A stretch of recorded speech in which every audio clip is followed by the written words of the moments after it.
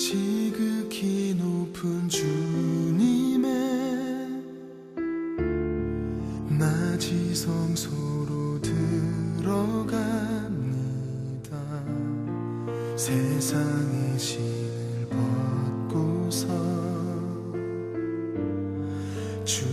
우리가 신학생활을 해가면서 어제 다르고 오늘 달라야 되고 또 10년 전 달라야 되고 또 오늘 달라야 되고 또 오늘하고 10년 후가 달라야 됩니다. 지속적으로 이렇게 성장해 갈 수 있어야 되는 거죠.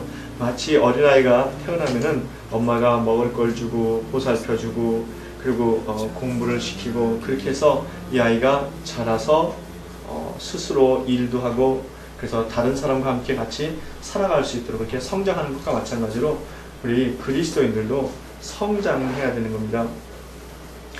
성경은 그래서 이 성장에 매우 많은 관심을 가지고 있습니다. 우리가 예수님을 믿는다고 해서 그것이 다가 아니라 예수님을 믿기 시작하는 그 믿음이 점점 성장하고 성숙해서 하나님이 기뻐하시는 그러한 모습으로 설 수 있어야 한다고 그렇게 우리에게 성경은 늘 강조하고 있는데요. 왜 우리가 이렇게 성장하는 게 중요하냐면요. 우리 신앙인들이 성장하지 못하면은 또 성숙하지 못하면은 그 하나님 나라를 보는 것과 생각하는 것과 믿음을 받아들이는 이 모든 것들이 제한되어집니다. 그래서 하나님의 나라를 온전히 볼 수 없고요. 하나님의 계획을 온전히 알 수 없고 또 우리가 이 땅을 살아갈 때 무엇을 해야 하는지 이 분별을 할 수가 없습니다. 신앙이 우리가 오늘 다르고 내일 다르고 그래서 우리가 신앙생활을 하면서 마치 그 예수님이 세례를 받으실 때 하늘이 열리며 라고 이렇게 말씀하신 것처럼 우리 신앙생활 할 때 우리의 믿음을 통해서 하늘이 열리고 그리고 이 땅이 좁아지고 땅이 쉬워지고 이 땅의 것들을 버릴 수 있는 그러한 믿음으로 성장해야 되는 거죠. 이게 우리 신앙에서 성경을 통해서 날마다 강조되어지고 또 그리고 우리가 지극히 강조해야 하는 내용입니다. 하늘이 날마다 더 커지고 그리고 하늘이 더 온전하게 열릴 수 있어야 됩니다. 그래서 성숙하지 못하면 절대로 하나님의 나라를 온전히 볼 수 없습니다. 하나님의 나라를 온전히 볼 수 없다는 것이 어떤 의미냐면요. 보지 못하면요. 그것을 온전히 누릴 수가 없게 되는 거죠. 마치 그것하고 똑같습니다. 뭐냐면요. 얘가 뭐냐면은 그 사람들이 다 자기가 가지고 있는 지식이 다 다르잖아요. 그렇죠? 그래서 어떤 경치를 봐도 그 자기가 가지고 있는 지식에 따라서 경치를 봅니다. 그 한국의 유명한 그림 중에 하나가 뭐냐면 김정희의 세한도라는 게 있습니다. 나무 두 그루가 서 있고 그리고 그 집이 있는데 아주 단순한 집이에요. 시골 초가집 같은 건데 그리고 거기에 문이 뚫려져 있어요.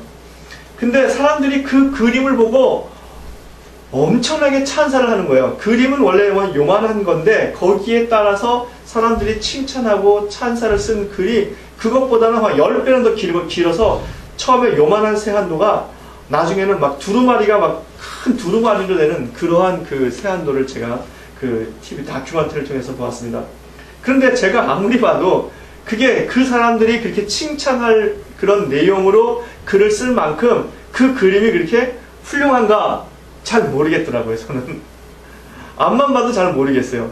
그래서 이 조선시대 때 아주 선비들의 그 정신세계가 진짜 굉장히 높은가 보다라는 생각을 그냥 막연히 할 뿐이지 그들이 그 쓴 걸 저는 잘 알 수가 없더라고요.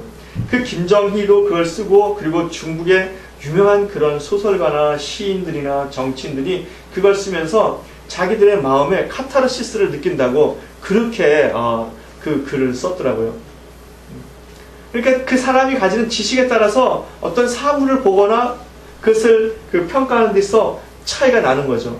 하나님 나라도 역시 마찬가지입니다. 그래서 우리가 하나님 나라를 온전히 보게 되면은 마치 바울처럼 이 세상의 모든 것들을 배설물로 여긴다라고 하는 그러한 경지에 가게 되는 거죠. 내가 예수 그리스도를 쫓음에 내 모든 것을 다 버려도 나는 조금도 아깝지 않다. 그리고 바울과 같이 이렇게 위대한 사람이 나는 죄인 중에 괴수라고 말하는 게 왜 그렇습니까? 하늘나라를 온전히 보니까 그 하늘나라의 온전함을 위해서 자기가 가지고 있는 건 정말 너무 형편없고 정말 아무것도 아니라는 것을 깨닫기 때문에 그런 거 아니겠습니까?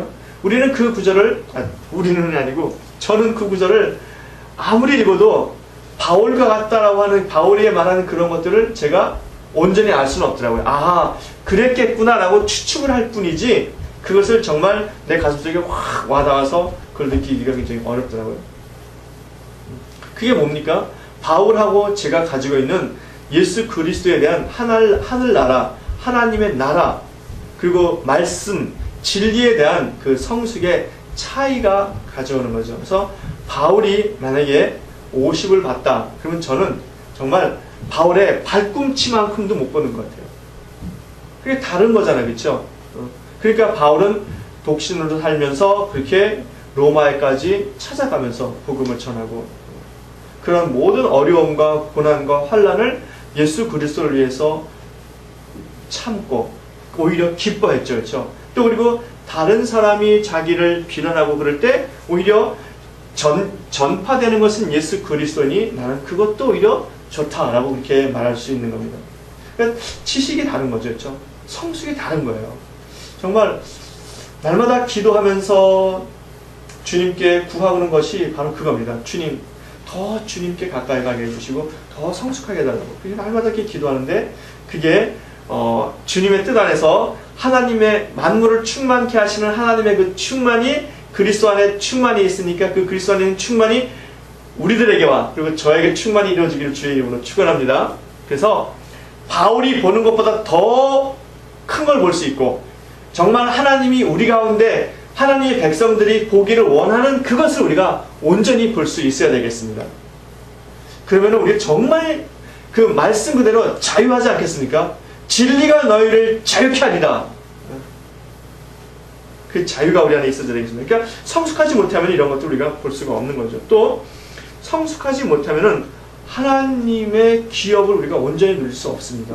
그 왕세자가 있는데 이 왕세자가 어리단 말이죠. 어리면은 대신들하고 이 왕세자하고 하는 이야기가 뭐겠습니까? 그저 뭐 먹을 걸 달라든가 이런 거겠죠. 근데 이 왕세자가 나이가 먹었어요. 성숙했어요. 뭐 25살, 30살 가까이 되었습니다. 그러면 이 왕세자가 대신들을 만났을 때 물어볼 거 아니겠죠. 뭐 가령 무슨 그 내무부 장관이면은 아니면 뭐 그 이조 참판이면은 이조 참판 그때 아바마마께 이러한 이야기를 했는데 그 뒤에 그 경과가 어떻게 되었는가 이렇게 물어볼 수 있는 거 아니겠죠. 그래서 자기의 나라에 대한 그렇죠 국정에 참여할 수 있고 그리고 그 권한을 자기가 행사할 수 있는 거잖아요. 그러니까 우리가 성장하지 못하면은 예수 그리스도가 십자가에서 죽으실 때 다 이루었다라고 그렇게 말씀하시면서 십자가에서 죽으시고 그리고 부활하셨는데 그 다 이룬 것이 내가 성숙함에 따라서 다 다르다는 거죠. 성숙하지 못하고 어린 아이면은 다 이루었다라고 하는 것이 지극히 작을 수밖에 없고 또 내가 성숙하면은 주님께서 다 이뤘다라고 하는 것이 마치 주님께서 이 땅에서 우리에게 주시고 누리도록 만드신 그 모든 것을 우리가 다 누리며 그것을 기업으로 받으며 그거에 대한 권세를 우리가 사용할 수 있는 거죠. 예수 이름의 권세도 우리가 성숙한 만큼에 따라서 나타나게 되는 겁니다. 그 권세를 내가 사용할 수 있게 되는 것이고요. 말씀의 진리 역시 마찬가지입니다. 내가 어느 만큼 성숙했느냐, 어느 만큼 성장했느냐에 따라서 그 말씀의 진리를 내가 사용하고 그 진리 안에 머무는 나의 그 권세와 권위와 능력이 다 다르게 나타나는 거죠. 그러니까 우리가 성장해야 됩니다. 그래서 성경은 그래서 성도들이 지속적으로 성장하도록 하고 성장하는 곳으로 나아가도록 우리를 계속 그렇게 말씀으로 격려하며 우리를 인도합니다. 이게 성경이 우리에게서 성장을 강조한다는 거겠죠. 히브리서에서 말하는 성장은 뭐냐면요. 그 성장의 비결은 뭐냐면은 이런 겁니다. 히브리서는 아주 단순하게 얘기해 줍니다. 굉장히 직설적으로 얘기를 해줘요. 그건 뭐냐면은 예수 그리스도를 바라봐라 합니다. 예수 그리스도를 바라봐라. 예수 그리스도께 나아가자. 그러면은 우리의 믿음이 성장한다는 거예요. 우리의 믿음이 성숙하게 된다는 겁니다. 예수 그리스도를 바라보면은 믿음의 사람들처럼, 믿음의 선진들처럼 우리가 그렇게 되고, 그 믿음이 있으면은 하나님의 흔들리지 않는 그 영원한 그 장자의 도성을 우리가 받게 된다는 거죠. 그러니까 아주 간단합니다. 예수 그리스도를 바라봐라. 히브리서 12장 2절에 있지 않습니까? 믿음의 주요 온전케 하신 이신 예수 그리스도를 바라봐라. 바라봐라. 예수 그리스도에게 내 삶의 초점을 맞추어라. 그리고 예수 그리스도에게 나아가라. 은혜의 보좌에 담대히 나아가라. 그렇게 말합니다. 그러면 우리의 신앙이 성장한다는 거죠. 이 말은, 이 히브리서가 말하는 이 말씀은 뭐냐면요, 우리에게 무엇을 가르쳐주고 있냐면은, 우리가 예수 그리스도를 바르게 알고 그분을 바르게 믿으면은 그분이 우리 이 땅에서 하신 일이 무엇인지를 바르게 깨닫고, 그러면은 우리의 믿음이 성장한다는 거예요. 특별히 히브리서가 예수님에 대해서 우리가 반드시 알아야 되는 내용이 뭐냐면요, 대제사장이라는 거예요. 예수님께서. 그래서 히브리서는 거의 절반에 해당되는 그런 분량을 할애해서 예수 그리스도가 누구인지를 말씀하는데, 그 예수 그리스도가 우리의 대제사장이라는 겁니다. 대제사장이 누굽니까? 중보자 아닙니까? 예수님이 우리의 중보자가 되신다는 거예요. 예수님이 우리의 중보자가 되신다는 이 사실만을 우리가 바르게 알아도 우리의 믿음이 성장하고 우리의 믿음이 성숙하게 된다는 것이죠. 그렇죠? 그러니까 예수님이 우리의 그 대제사장으로서 하신 일이 중보자이고, 그 다음에 또 우리의 신앙의 모델이었고, 그렇죠? 그리고 우리의 신앙의 처음과 나중이라는 거예요. 우리의 신앙을 예수님이 만드셨고, 그리고 그 신앙을 완성시키시는 분이라고 하는 겁니다. 그러니까 우리가 그리스도 예수 안에 있어야 되죠. 그렇죠? 그러니까 성경의 그 사도들, 성경이 또 말씀하는 것들은 한결같이 같은 걸 얘기하는데, 바로 이 히브리서가 예수 그리스도가 우리의 신앙의 시작과 마지막 완성자라고 하는 것을 요한은 뭐라고 말했냐면요, 우리에게 어떻게 표현했냐면은, 예수님께서 내 안에 머물라 이렇게 말씀하신 것을 표현합니다. 요한복음 15장 4절, 내 안에 거하라. 예수님의 임재 안에 있어라. 항상 나와 동행하라. 내 안에 너가 있어야 되고 너 안에 내가 있어야 된다. 그리하면 너희가 많은 열매를 맺게 되고 내 아버지께서 기뻐하시느니라. 그렇게 말씀하는 겁니다. 그러니까 이 성경 이 전 안에서 각각 다른 기자들이 성령의 감동으로 기록을 했는데, 그들이 그 기저에서 흐르는 그 믿음에 관한 거는 같은 거예요. 표현하는 방식이 조금 다를 뿐이지. 그러니까 여러분, 히브리서에서 말씀하는 바로 예수 그리스도가 누구이신지를 바르게 알면은 우리의 신앙이 성장하고, 우리의 신앙이 성장하면은 그리스도께서 십자가를 통해서 우리에게 이루신 그 놀라운 은혜와 사랑이 우리 삶 가운데 펼쳐지며, 그럼으로써 주님께서 온전하신 것처럼 우리도 온전해지는 줄 믿으시기 바랍니다.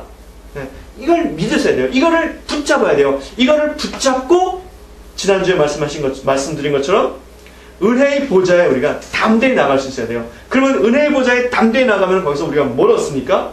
하나님의 긍휼하심을 받고 때를 따라 돕는 은혜를 우리가 얻게 되는 겁니다. 그게 어떻게 가능한 겁니까? 예수 그리스도가 이미 이루셨기 때문에 가능한 거잖아요. 그렇죠? 그러니까 우리가 그 예수 그리스도를 알고 그분을 통해서 아버지께로 나가면은 그 아버지께서 이미 이루신 그 역사적인 사실들이, 그리고 그 믿음의 사실들이 우리 삶 가운데 그대로 드러나는 줄로 믿습니다. 11절 한번 읽어볼까요? 시작. 멜기세덱에 관하여는 우리가 할 말이 많으나 너희의 듣는 것이 둔함으로 해석하기 어려우니라. 우리 12절 한번 읽어보겠습니다. 때가 오래므로 너희가 마땅히 선생이 될 터인데 너희가 다시 하나님의 말씀의 초보가 무엇인지 누구인지 가르침을 받아야 할 것이니 젖으나 먹고 단단한 식물을 못 먹는 자가 되었도다. 지금 이 히브리 공동체에 이 히브리서가 뭐라고 말씀하냐면요, 너희가 때가 오래되었으니까 마땅히 선생이 되어야 한다는 거예요. 이 말은 어떤 말이냐면요, 우리가 신앙생활을 예수 그리스도를 구주로 고백하고 그리고 정상적으로 신앙생활을 하면은 시간이 지남과 함께 우리가 다른 사람을 가리킬 수 있을 정도로 신앙이 성장해야 한다는 거예요. 그런데 지금 이 히브리 공동체는 그렇게 되지 못했다고 하는 겁니다. 그래서 마땅히 당연히 선생에 대하는데 그렇게 되지 못했다는 거예요. 그래서 지금 바울이 아니고 저기 히브리서 기자가 예수 그리스도를 대제사장에 설명을 하는데 일반 사람의 계율을 따라한 대제사장이 아니라 멜기세덱의 반차를 따라 우리 가운데 대제사장이 되신 예수 그리스도를 설명을 하려고 그러는데 이 사람들이 이 말은 알아들어도 그 말이 무슨 뜻인지 어렵다는 거예요. 해석하기가 어렵다는 거예요. 그러니까 마음 받아들일 수가 없다는 거예요. 왜 그렇습니까? 성장하지 못했기 때문에. 성장하지 못했기 때문에 하나님께서 예수 그리스도를 대제사장으로 보내실 때 아론의 계열이 아닌 멜기세덱의 또 다른 하나님께서 예비하신 다른 반차로 우리 가운데 보내셔야 되는 그 이유, 그러므로 인해서 우리 가운데 벌어지는 결과, 이런 것들을 지금 설명을 해야 되는데 설명을 해서 그 사람들이 말은 알아듣지만은 그것을 자기의 삶 가운데 받아들일 수가 없다는 거예요. 이해할 수가 없다는 거예요. 그러니까 듣지를 못하는 거죠.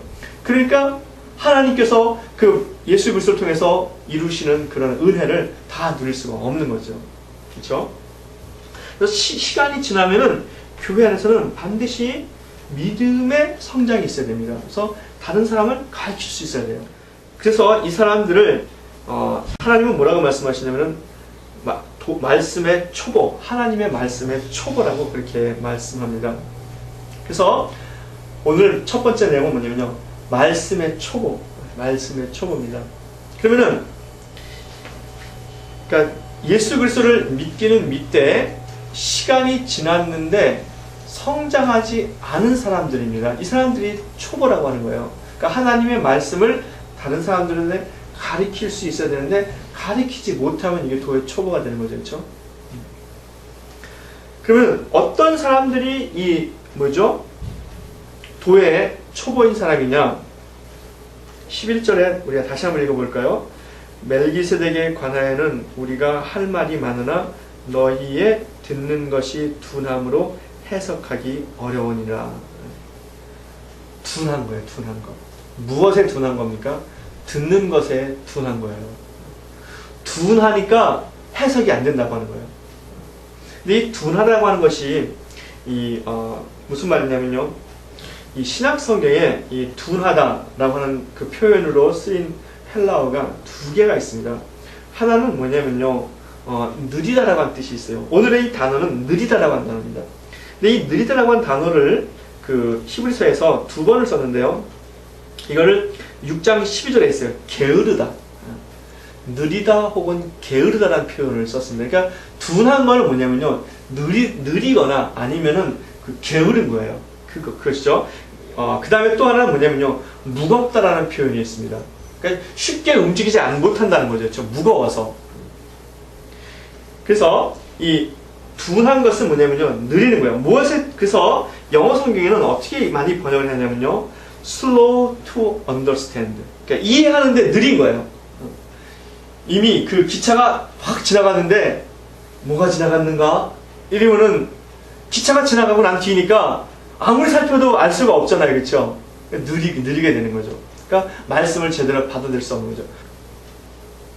근데 왜 둔합니까? 둔한 이유가 그 예수님께서 성경에 너희가 믿음이 둔하다라고 하는 그런 내용을 쭉 살펴보면 몇 가지 우리가 둔한 이유를 살펴볼 수 있는데요.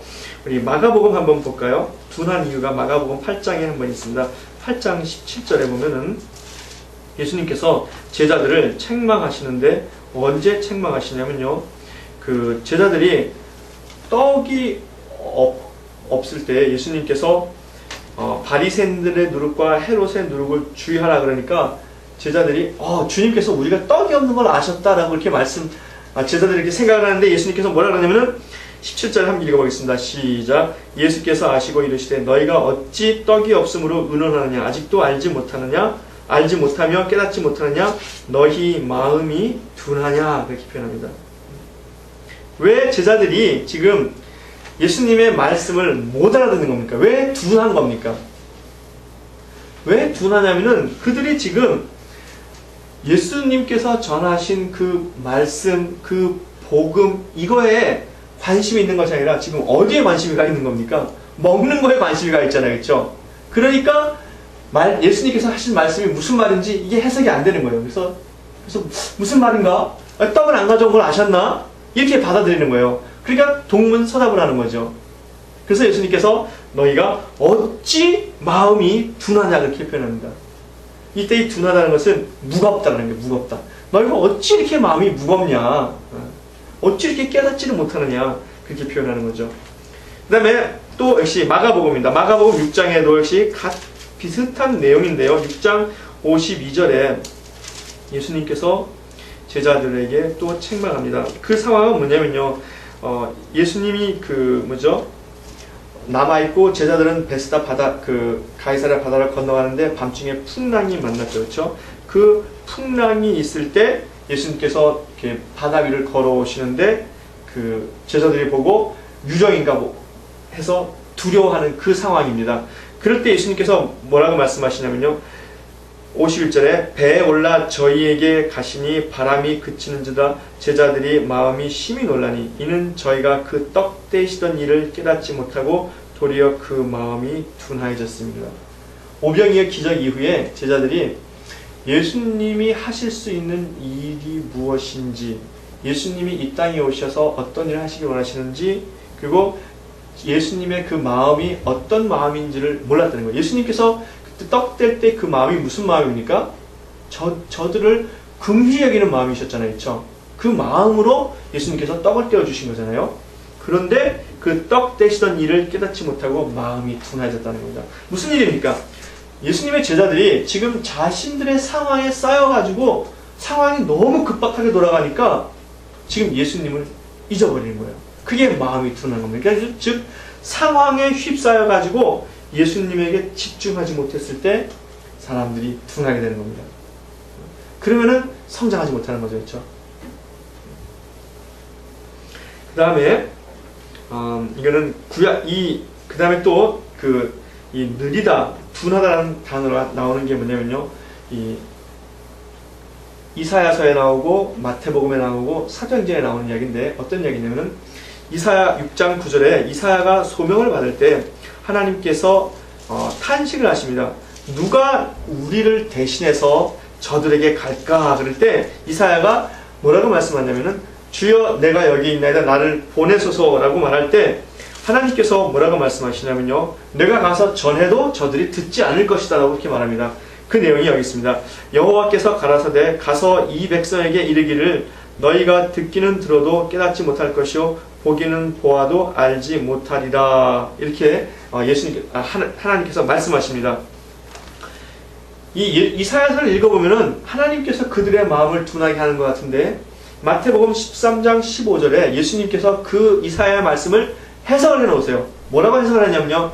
그들이 그 마음이 둔하여져서 즉 자신들이 그 마음을 둔하게 해서 하나님의 음성을 못 듣는다. 하나님 앞에 나아가지 못한다라고 그렇게 말씀합니다. 마태복음 13장 15절에 주님께서 이렇게 말씀하셨는데 이 백성이 마음이 완악하여져서 그 귀는 듣기에 둔하고 눈은 감았으니 이는 눈으로 보고 귀로 듣고 마음으로 깨달아 돌이켜 내게 고침을 받을까 두려워함이라. 즉 그 귀가 듣기에 둔해가지고 하나님 앞에 나아가서 고침을 받는 것을 두려워한다는 거예요. 이스라엘 사람들이. 그래 못 나간다는 겁니다. 이것을 사도행전에서 사도 바울이 다시 한번 인용을 합니다. 어떻게 인용을 하냐면요. 사도행전 28장 27절에 로마에 있는 유대인들이 사도 바울에게 나와서 주의 복음을 듣지만은 그 복음에 대해서 반응을 보이지 않자 사도 바울이 이렇게 이야기합니다. 이 백성들의 마음이 완악하여져서 그 귀로는 둔하게 듣고 그 눈을 감았으니 이는 눈으로 보고 귀로 듣고 마음으로 깨달아 돌아와 나의 고침을 받을감이라. 즉 사도 바울은 어떻게 해석하냐면 이 말씀을 가지고 마음이 완악해져서 둔해졌다는 거예요. 마음이 완악해져서 하나님 말씀에 대해서 단단한 마음이라는 거, 완악한 마음이라는 거예요. 쉽게 받아들이지 않는다는 거예요. 그래서 그들이 그 마음이 둔하겠다는 것이죠. 그래서 거짓 신앙, 즉 하나님 앞에 그들이 나아가는 것 같지만 사실은 나가지 않고 듣지 않고 오히려 그 구원을 얻는 것을 두려워하고 그런다는 거죠. 즉 무슨 말입니까? 이스라엘 사람들이 그런 거니까 이스라엘 사람들이 하나님을 경외하며 예배하며 늘 하나님의 제사장된 백성으로서 하나님을 경배하는 것이지만 사실은 그들이 가지고 있는 신앙이 거짓이라는 거죠. 즉 거짓 신앙 때문에 그들의 마음이 둔하다고 하는 겁니다. 우리의 마음이 왜 둔합니까? 그러니까 요건 거죠. 내가 신앙이 지금 거짓인가? 아니면은 내가 지금 상황에 휩싸여가지고 예수 그리스도에게 내가 초점을 띄웠나? 상황에 빠져있나? 그렇죠? 아니면은 내가 지금 뭐죠? 나의 마음이 믿음에 이렇게 정확하게 가 있는 것이 아닌 것은 아닌가? 그래서 우리가 마음이 둔하게 된다고 하는 것입니다. 그러니까 여러분 마음을 둔하게 하지 마시기 바랍니다. 그리고 두 번째, 왜 이 사람들이 도의 초보가 된 겁니까? 도의 초보가 된 것은 첫 번째, 마음이 둔해서 그런 거예요. 둔해서. 그 다음에 두 번째는 13절 한번 읽어볼까요? 시작. 대저 젖을 먹는 자마다 어린아이니 의의 말씀을 경험하지 못한 자요. 무슨 말입니까? 의의 말씀을 경험하지 못한 자입니다. 의의 말씀, 하나님의 말씀이죠. 하나님의 진리되는 말씀을 경험하지 못했다는 겁니다. 무슨 말입니까? 이 경험하지 못했다고 하는 것이 뭐냐면 우리가 어떤 경험을 통해서 그 경험한 대상에 대한 어떤 걸 물체에 대한 사물에 대한 지식을 쌓는 거 아니겠죠? 그러니까 의의 말씀, 하나님의 말씀을 경험하지 못했다니까 하나님의 말씀에 대한 지식이 없다는 거잖아요. 그렇죠? 바로 그겁니다. 하나님에 대한 경험이 없다는 거예요. 의의 말씀, 하나님의 말씀이 살아있고 그 말씀이 진리이며 지금도 우리 가운데 여전히 역사하시며 우리를 주관하신다라고 하는 이 하나님의 의의 말씀을 이 사람들이 경험하지 못해가지고 하나님을 알지 못한다고 하는 거예요. 그래서 그들이 믿음의 초보에 머물러 있다고 하는 겁니다. 그러니까 우리가 믿음의 초보에서 벗어나기 위해서는 뭘 해야 되는 겁니까? 의의 말씀을 날마다 경험할 수 있어야 돼요. 그 경험을 통해서 하나님에 대한 지식이 쌓이고 그 지식이 우리를 견고하게 만드는 겁니다. 자, 그래서 의의 말씀을 경험하지 못했다 하니까 이 사람들은 뭘 하냐면요. 젖을 먹는 사람이에요. 젖을 먹는다는 것이 무슨 말입니까? 아이가 젖을 먹잖아요. 왜냐하면 젖 이외에 딱딱한 거는 소화를 못하기 때문에. 근데 아이도 젖을 먹다가 시간이 지나면은 이유식 하잖아요. 그렇죠? 그래서 그 쌀 같은 거 갈아서 주고 사과 같은 거 갈아서 주고 그 다음에 밥을 먹이고 그래서 점점 딱딱한 걸 먹이잖아요. 그렇죠? 마찬가지로 우리 크리스찬들도 처음에는 젖을 먹다가 부드러운 걸 먹다가 그 다음에 밥 같은 걸 먹다가 그 다음에 딱딱한 것도 먹을 수 있게 돼야 되는 겁니다. 시간이 지나면서 반드시 그렇게 돼야 되는 거예요. 그런데 여전히 젖을 먹는다고 하는 것은 뭐냐면요. 이 젖을 먹는 게 아이잖아요. 그렇죠? 그러니까 자기가 소화되는 것만 먹잖아요. 그렇죠? 자기가 소화되는 것만 먹는다 그러니까 다른 말로 뒤집어보면 아이가 가지고 있는 특성 중에 하나인데 그게 뭐냐면은 자기 중심이라는 거예요. 자기 중심. 그러니까 자기 중심이라고 하는 자기 한계에 갇혀 있는 사람이 의의 말씀을 경험하지 못하고 젖을 먹는 사람이 되는 거예요. 그래서 이런 사람의 특징은 뭐냐면요. 항상 모든 일을 자기 중심으로 바라보는 거예요. 자기 중심. 아이가 그러잖아요. 내 거, 내 엄마. 그래서 그 자그마한 것 가지고도 아이들끼리 싸우잖아요. 왜 싸웁니까? 인형 가지고 싸우는데 왜냐면 내 거기 때문에 싸운 거잖아요. 그렇죠? 내 거기 때문에. 내 것을 네가 만졌다. 그러니까 이 젖을 먹는 사람의 이 초보의 특징은 뭐냐면은 자기 중심적이라는 거예요. 그렇죠? 그런데 의의 말씀을 경험하면은 자기 중심이 아니라 누구 중심이 됩니까? 하나님 중심이 되는 겁니다. 얘가 이런 거예요. 아브라함이 하나님께서 이삭을 바치라 그럴 때 아브라함이 어떻게 성경에 히브리서에 뭐라고 말하고 있습니까? 죽은 자를 살리시는 믿음으로 하나님을 바라보고 나갔다 그러잖아요. 그렇죠? 그러니까 아브라함 이게 내가 이해는 안 돼. 도저히 이해는 안 돼. 그렇지만은 하나님이 말씀하셨으니까 하나님이 죽은 자를 다시 살리실 수 있을 거야 라고 하는 마음을 가지고 나가서 그 일을 했다는 거죠. 그러니까 내가 해석되고 내가 받아들이는 나의 상태에 의해서 하나님을 받아들이는 것이 아니라 하나님의 그 관점에서, 즉 하나님이 전지전능하시고 무소부재하시며 모든 것을 다 하시는 그 하나님의 관점에서 하나님이 내게 말씀하신 것을 그대로 받아들였다는 거예요. 또 어떤 일이 있습니까? 노아의 홍수. 노아 아시죠? 노아가 산 위에 그 배를 몇 년을 졌습니까? 120년을 졌잖아요. 그래서 근데 그 당시 사람들이 어떻게 했겠습니까? 노아가 산 위에다가 통나무로 120년 동안 그 배를 짓는 걸 보고 사람들이 비웃고 멍청하다 그러고 그랬을 거 아니에요, 그렇죠? 자기들 생각으로. 그런데 노아는 어땠습니까? 자기도 분명히 이게 뭔가 좀 안 맞는 것 같아. 그렇지만은 왜 한 겁니까? 하나님이 그렇게 하라하셨기 때문에. 그렇죠? 하나님의 뜻이 있겠거니 하나님이 의인이라 그러잖아요, 그렇죠? 그러니까 거기다 한 거예요. 그래서 구원을 얻는 거죠. 바로 그겁니다.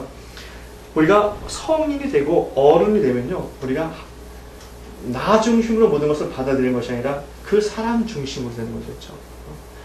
부모님 이해할 때도 부모 중심으로 해서 받아들이게 되는 거죠. 그렇죠? 우리가 하나님 중심이 되는 것이 바로 우리가 성장하게 되는 겁니다. 그럴 때에 우리가 이해하지 못하는 일이 있고 고난이 온다 할지라도 그것을 겪어나갈 수 있게 되는 거예요. 아, 하나님은 살아계시다. 지금도 역사하시다. 만약에 역사하지 않는다 하면은 하나님께서 다른 뜻이 있는 것이다. 하나님께서 내게 하나님의 일을 보여주실 때 모든 것을 다 설명하지 않으신다. 그래도 나는 그렇게 할 수 있어야 한다. 이런 거죠. 그래서 그 다니엘서에 보면은 사드락과 메삭과 아벳느고가 왕에게 내가 절하지 않는 것을 아십시오. 만약에 우리를 불쌍히 떨어뜨리면 하나님께서 우리를 살려주실 것이고 그리하지 아니하실지라도 우리는 왕의 신상에 절하지 않겠습니다. 라고 한 거죠. 그렇죠? 바로 그거예요. 그게 성숙한 신앙의 자세죠. 그러니까 죽음을 불사하는 그런 신앙이라는 거죠. 그렇죠?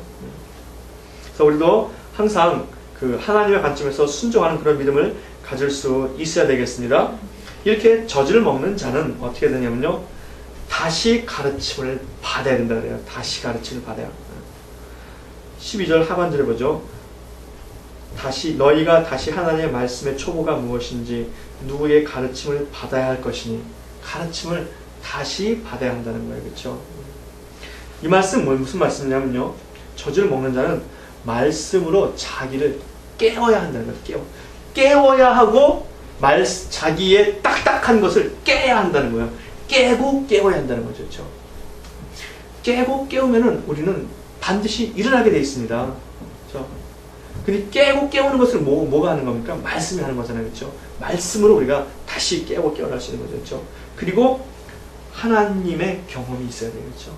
하나님의 경험이 이게 한 번의 경험 가지고 우리가 온전하게 믿음 생활을 하기가 어렵잖아요. 그렇죠? 그러니까 매일같이 그 하나님을 경험하며 나갈 수 있어야 되는 거죠. 그러면은 어떤 사람이 장성한 사람입니까? 이 성경에 장성한 사람도 나옵니다.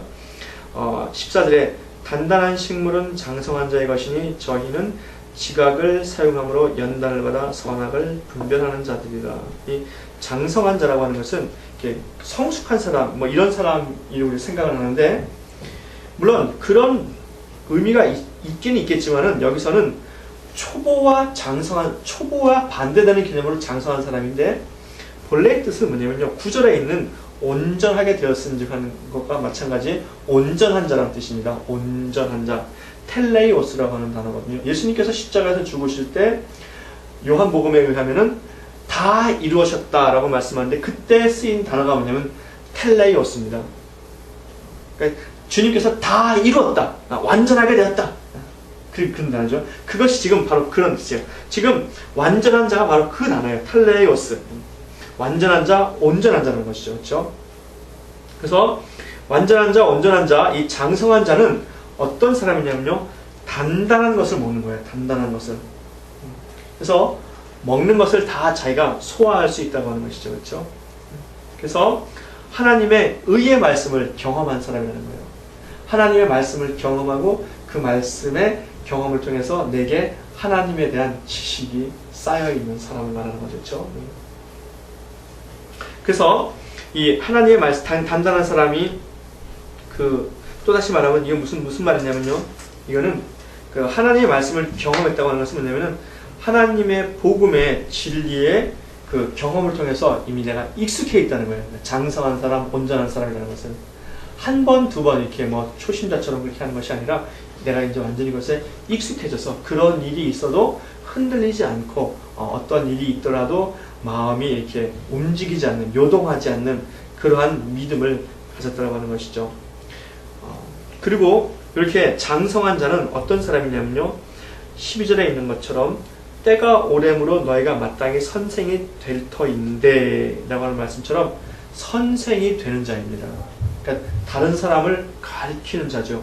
그래서 다른 사람을 가리키는 사람은 다시 말하면 장성한 사람이 되어야 되고, 그리고 의의 말씀을 경험해가지고 그 말씀에 대해서 그 지식이 쌓여가지고 하나님의 지식이 있고, 그리고 그것에 대해서 익숙한 사람이 되어야 한다는 거죠. 그렇죠? 그래서 야고보는 뭐죠? 선생이 되지 말라 그렇게 말하지 않습니까? 그 다음에 이 장성한 자는 그 14절에 있는 것처럼 지각을 사용함으로 연단을 받아 선악을 분별하는 자라고 하는데, 지각을 사용한다는 것이 무슨 말이냐면 우리의 이성을 사용한다는 거예요. 이 말은 무슨 말이냐면요, 우리의 이성을 사용한다는 게 무슨 말이냐면 이게 어떤 뜻이냐면요, 이건 결과를 말하는 겁니다. 하나님의 그 경험과 하나님에 대한 지식이, 즉 의의 말씀이 내가 경험되어져 가지고 하나님에 대한 경험과 지식이 쌓이잖아요. 그렇죠? 그 하나님에 대한 경험과 지식이 쌓여서 나의 지성, 이성이 바뀌었다는 거예요. 이전에는 하나님의 것들을 받아들이지 못했는데 하나님의 말씀을 자꾸 경험하고 자꾸 쌓이다 보니까 하나님께서는 내가 비록 알지 못하는 것이라 하더라도 하나님의 큰 뜻이 있구나, 그러면 내가 순종해야 되는구나 라고 해서 어떤 일을 하는 거죠. 그게 바로 이성을, 지식을 사용한다는 거예요. 그러니까 하나님의 말씀으로 인해서, 그 경험으로 인해서 내가 내 생각과 이런 의식들이 바뀐 걸 말하는 겁니다. 그렇죠? 그 다음에 연단을 받아라고 하는 것은 뭐냐면요, 이것은 하나님 말씀으로 훈련되어졌다는 거예요. 다른 말로 말하면은, 그러니까 우리 그 지각을 사용하는 것과 같은 그런 의미가 좀 되겠죠. 그렇죠? 지각을 사용해서 연단을 받았다는 거예요. 하나님에 대한 그런 그 경험과 지식으로 내가, 그죠? 내 생각과 이런 것들을 바꾸는데 그것이 계속 훈련되어졌다는 겁니다. 훈련. 그러니까 점점 더 하나님에 대해서 가까이 나가고 하나님의 뜻을 더 분별하게 되겠죠. 그렇죠? 그래서 이 사람이 뭘 하냐면은 선악을 분별한다는 거예요. 즉 하나님 말씀으로 무엇이 옳은지 무엇이 틀린지를 알게 됐다는 겁니다. 다른 말로 말하면은 하나님의 말씀으로 내가 해야 되는 것은 무엇이고 하지 말아야 되는 것은 무엇이고, 이런 상태, 이러한 환경에서 내가 어떻게 해야 되는지를, 이런 것들을 분별할 수 있다는 겁니다. 다른 말로 말하면은 이 전체를 종합하면 뭐냐면요, 하나님의 말씀으로 내가 훈련되어져서 생각이 바뀌어서 어떤 것을 볼 때에 그것에 대해서 내가 해야 되는지 말아야 되는지 어떻게 해야 되는지를 알게 됐다고 하는 겁니다. 이게 장성한 자라는 거예요. 그러니까 어떻습니까? 이러한 이 장성한 사람이 바로 하나님 중심의 사람입니다. 온전한 사람이죠. 자, 그러면은 말씀은 계속해서 6장 1절부터 3절에서는요, 도의 초보인 사람이 어떻게 신앙에 성장하겠느냐 라고 하는 것을 말합니다. 첫 번째는 뭐냐면요, 6장 1절에 그러므로 우리가 그리스도의 도의 초보를 버리고, 도의 초보를 버리라는 거예요. 이 버리다라고 하는 것은 에이 버려 라고 하는 것이 아니라 도의 초보에서 떠나라는 거예요. 떠나라. 그러니까 그런 상태에서 떠나라 라고 하는 거죠. 이 떠나라고 하는 것은 다른 말로 말하면 뭐냐면요, 그러한 그 도의 초보의 상태에서 더 앞으로 나가라는 거예요. 앞으로 나가라. 도의 초보라고 하는 것이 영어 성경에 뭐라고 번역을 했냐면요, elementary doctrine이라고 그렇게 번역을 했습니다. 기본적인 지식이라는 거죠. 기본적인 지식. 그렇죠? 가장 기본적인 지식에서 떠나서 더 깊이 나가라는 거예요. 더 깊이. 즉 다시 말하면 신학적인 이론, 이성적인 것, 이런 것에 머물러 있지 말고 그것을 떠나는 거예요. 그것을 초월하는 거예요. 왜냐하면 멜기세덱에 관한 지식은 그런 것들을 넘어서는 지식이잖아요. 그렇죠? 그러니까 그것을 넘어가야지 하나님의 나라를 온전히 알 수 있다고 합니다. 그래서 도의 초보를 버리고 회개하고 신앙. 그래서 뭐라고 말씀하냐면요, 죽은 행실을 회개함과 하나님에 대한 신앙과 세대들과 안수와 죽은 자의 부활과 영원한 심판에 관한 교훈의 터, 이런 것들을 버리라는 거예요. 가장 기본적인 교회에서 행해지는 그런 신학적인 내용들이잖아요. 그러니까 우리가 예수 그리스도를 믿으면은 이 신학적인 내용을 받아들임으로써 우리가 믿음을 형성하고 우리의 믿음의 기초를 만드는 것이 필요합니다. 그렇지만은 계속 거기에 머물러 있어서는 안 된다는 거예요. 그 기초 위에 우리가 집을 짓는데 무슨 집을 짓냐면요. 하나님의 집을 지어야 되는 건데 멜기세덱에 관해서 알아들을 수 있고 멜기세덱을 세우는 하나님의 뜻과 계획과 그것을 통해서 우리에게 하나님께서 원하시는 방법이 무엇인지 우리가 깨달을 수 있어야 한다는 거죠. 다시 말하면 하나님의 신비, 그리스도의 신비도 우리가 알 수 있어야 한다는 겁니다. 그러니까 신학적인 사실을 우리가 기초로 받아들여서 그 위에 하나님의 더 크고 높고 온전하시고, 그렇죠? 그 온전하신 그 뜻을 우리가 알 수 있어야 한다는 겁니다. 그럴 수 있어야 되겠죠, 그렇죠? 그래서 신학 그런 것들은 떠나라는 거예요. 떠나라. 앞으로 나가라는 거예요. 앞으로 나갈 수 있기를 바랍니다. 그 앞으로 나가는 방법이 뭐냐면 회개라는 거예요. 회개. 죽은 행실을 회개함과 하나님께 대한 신앙과 이런 것들을 다 뭐죠? 다시 닦지 말라는 거죠. 그렇죠? 그 다음에 두 번째는 뭐냐면요. 온전하게 나가는 것이 도의 촉을 버리는 방법이 뭐냐면 다시 닦지 말고 완전한 대로 나가라는 거예요. 다시 닦지 말고 완전한 대. 그 완전한 것이 뭐냐면 바로 7절, 8절, 9절입니다. 5장 7절, 8절, 9절. 그러니까 예수 그리스도가 하신 것처럼 그렇게 하라는 거죠, 지금. 그러니까 이 이론이라는 것을 우리 계속 듣는 거 아니에요, 그렇죠? 듣고 우리 머릿속에 쌓아놓는 거잖아요, 그렇죠? 머릿속에 쌓아놨으면은 예수님께서 하나님의 아들이시더라도 높은 보좌를 버리시고 이 땅에 오셔서 그렇게 하나님한테 기도하고 눈물과 간구와 호소를 한 것처럼 그리고 하나님을 경외함으로써 그의 하나님의 기도를 받으신 것처럼 우리도 그렇게 할 수 있어야 돼요. 그러면은 우리가 도의 초보를 벗어나서 장성한 자가 된다고 하는 겁니다. 그래서 예수 그리스도를 믿는 깊은 경지로 나아가라라고 하는 것입니다, 여러분. 그렇게 할 수 있기를 주 이름으로 축원합니다. 우리도 그럴 수 있어야 되겠습니다. 도의 초보를 버리고 언제까지 우리가 어린아이같이 살 수는 없는 거 아니겠죠? 그래서 우리가 믿음의 길에 온전히 나갈 수 있기를 주 이름으로 축원합니다. 기도하겠습니다.